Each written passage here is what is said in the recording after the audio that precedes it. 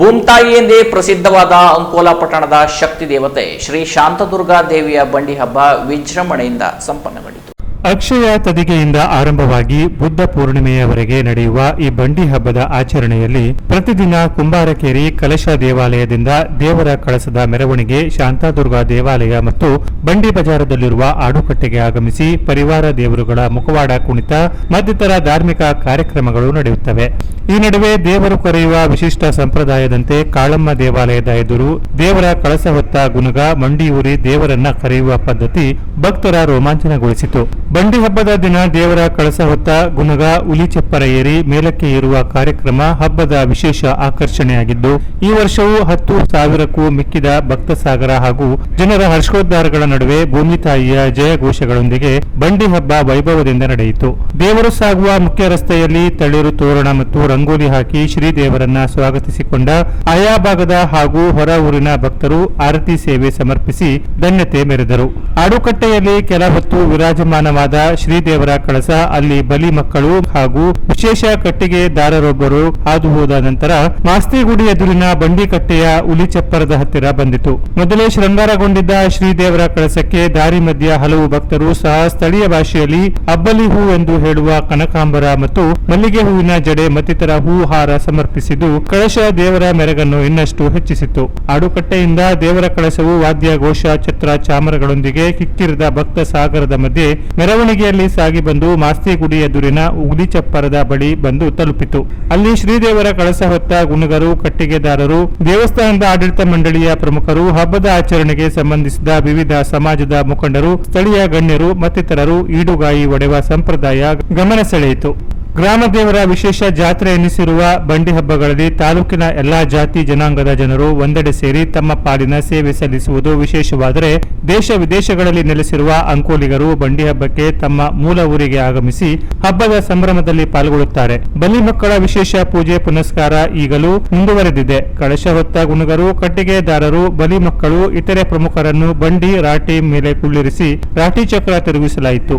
ಸಾವಿರಾರು ಭಕ್ತರ ಶೋದ್ಗಾರ ಮುಗಿಲು ಮುಟ್ಟಿತು. ತಾಲೂಕಿನಾದ್ಯಂತ ಹಬ್ಬದ ಸಂಭ್ರಮ ಮನೆ ಮಾಡಿತು. ಕಿಕ್ಕಿರಿದ ಪೇಟೆಯಲ್ಲಿ ವ್ಯಾಪಾರ ವಹಿವಾಟು ಜೋರಾಗಿತ್ತು. ಬಂಡಿ ಹಬ್ಬದಾಚರಣೆ ಈ ಬಾರಿ ಅತಿ ವಿಜೃಂಭಣೆಯಿಂದ ನಡೆಯಿತು. ಬಂಡಿ ಹಬ್ಬದ ಆಚರಣೆ ವೇಳೆ ಮಳೆ ಮತ್ತು ದೇಶದ ಗಡಿಯಲ್ಲಿ ಯುದ್ಧದ ಆತಂಕದ ಕಾರ್ಮೋಡ ಮರೆಯಾಗಿ ಶಕ್ತಿ ದೇವತೆಯ ಮಹಿಮೆ ಎನ್ನುವಂತೆ ಹಬ್ಬದಾಚರಣೆ ಸಾಂಗವಾಗಿ ನಡೆದು ಭಕ್ತ ಸಮೂಹ ಸಂಭ್ರಮ ಪಡುವಂತಾಯಿತು.